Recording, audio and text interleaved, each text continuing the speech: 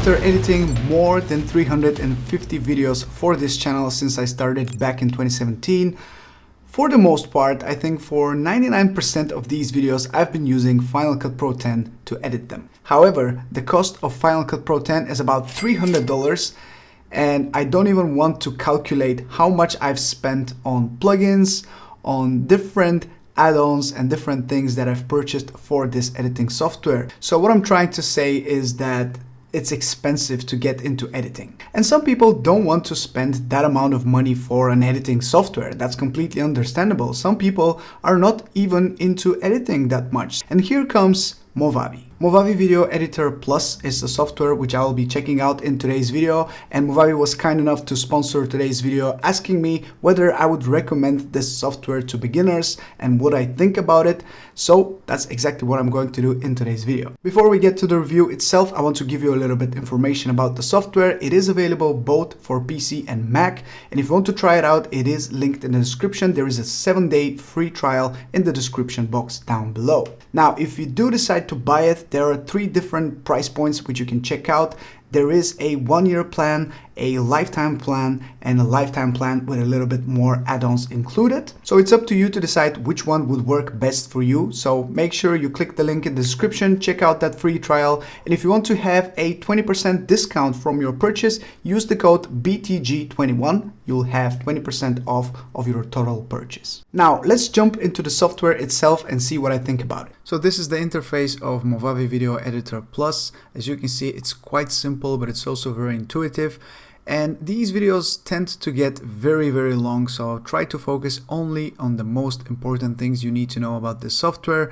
And like I said, this software is free to use for the first 7 days, so feel free to just download it and browse through all these different panels to check it out for yourself if you need more time to focus on these separate settings. Now, the first thing is the file import window, from which you can obviously add all of the files which you want to use in your project, or if you click on this arrow, you can add a whole folder to your project. The media bin is where all of your files are stored and you can easily find them. You have some sound effects which you can download separately, and these for the most part are useful, but they are a little bit limiting, so you can download more if you want to, as well as some sample music which you can easily include in your projects by simply downloading one of these tracks by clicking on one of those files. If you click here, you will download it, and then you can just drag it over to your timeline and start using it. Also, you have some sample videos such as this camera overlay, which is quite useful for sometimes when you're vlogging or for some other scenarios where you just want this little overlay, or of course you can use some other ones, or of course download more. On all of these panels you will see this window here which says download more, and you can go to the Movavi store and download some more of these files. Some of them are free, some of them are paid, but they are useful for some scenarios.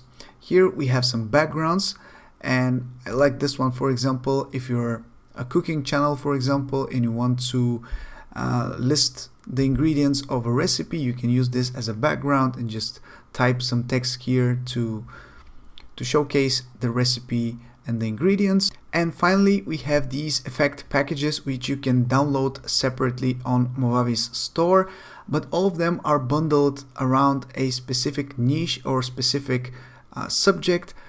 For example, fashion capital set. If you are a fashion blogger, you might want to invest in one of these, for example, or just pick one of the other ones if you want to spice up your videos a little bit more with a specific effect packages. Now, the next panel we have is the filter panel.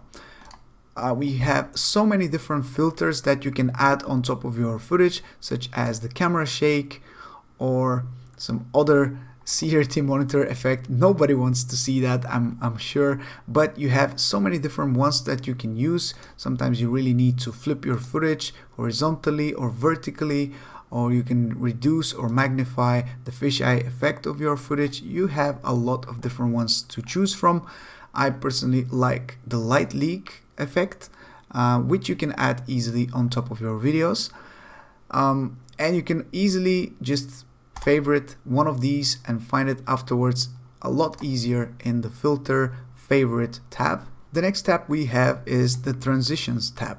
And normally I'm not a huge fan of those pre-made transitions. Sometimes a simple cut is much better. However, sometimes you really want to spice up your transitions by using something a little bit different. One of my favorite ones is the Ken Burns smooth transition, which is very simple, but I think it works very well. And you have so many other ones to choose from.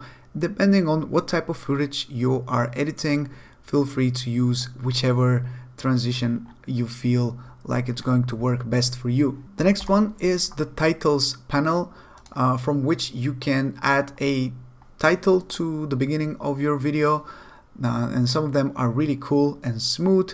We have a lot of different ones again, and I like the animated titles a lot because I think they add a little bit more engagement for the viewer. The next panel is called stickers, and the stickers are great if you want to point your viewers' attention towards something. If you're doing a tutorial and you want to showcase a specific part of the screen, you can use those arrows, or you can use any of those other objects just to spice up your videos. Finally, we have the most interesting section, which is called all tools, and these tools are going to drastically change how your videos look and how your videos are edited within this software.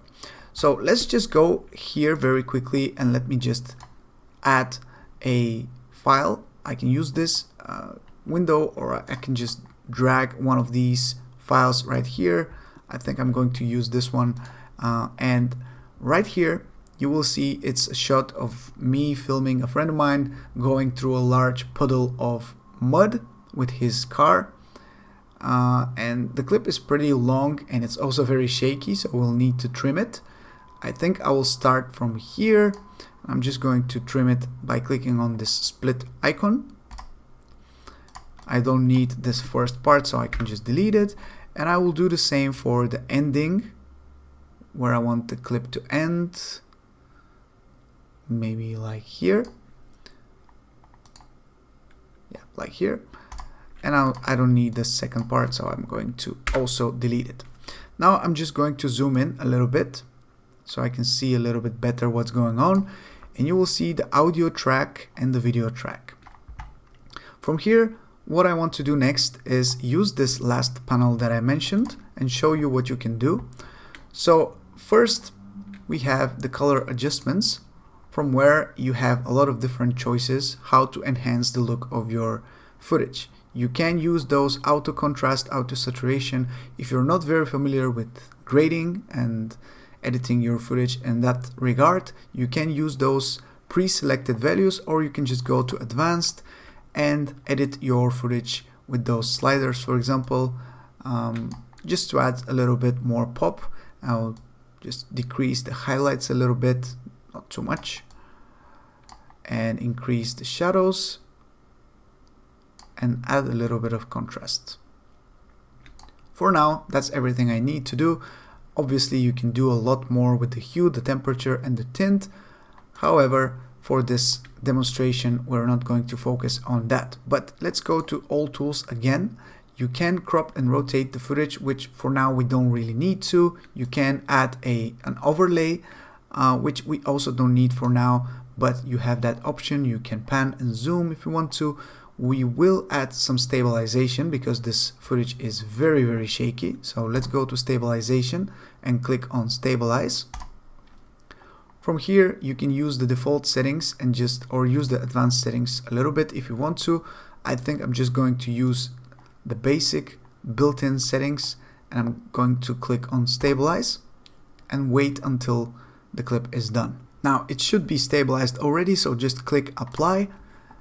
And now if we play the clip, it should be a lot more stable compared to what it was.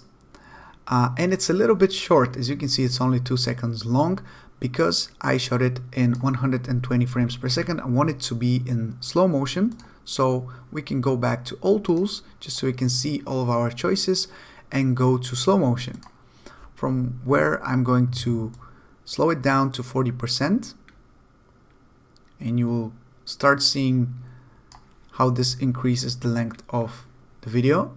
And now if we play it back, we will see it being in slow motion. Don't worry, because of the fact it looks a little bit choppy right now, don't worry about that.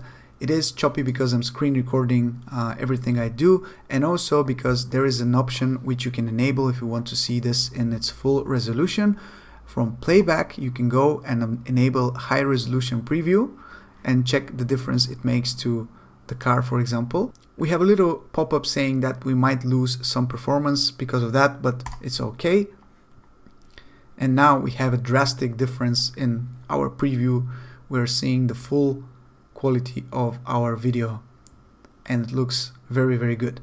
For now, I am going to disable that though, because it's easier for me to edit that way. If we go back to all tools, you will see that we have a few more, but those, in my opinion, are the most interesting ones that pretty much anyone uses on a day-to-day basis. If we go to audio though, we have audio synchronization. If you use a couple of different cameras, you can use this tool to sync all of your audio together. You have an equalizer, noise removal tool, you have some audio effects, and also you have beat detection, which is quite nice. If you are editing to the beat of the music, you can use this. But those are the tools that you have right at your disposal here in Movavi Video Editor Plus. They are quite easy, in my opinion, to go through and just to see what you can do with your video. You have these little icons here which you can use to easily access some of these features like color adjustments or cropping or clip properties, or add different markers. You have the transition wizard if you want to add some transitions to your footage, or from here you can start recording a video or an audio like I'm doing right now, which is a voiceover on top of the video which I'm recording from my screen. Now I am going to quickly edit a little cinematic sequence here in Movavi, and then I'll show you my timeline and also the end result, and show you how to export your footage afterwards.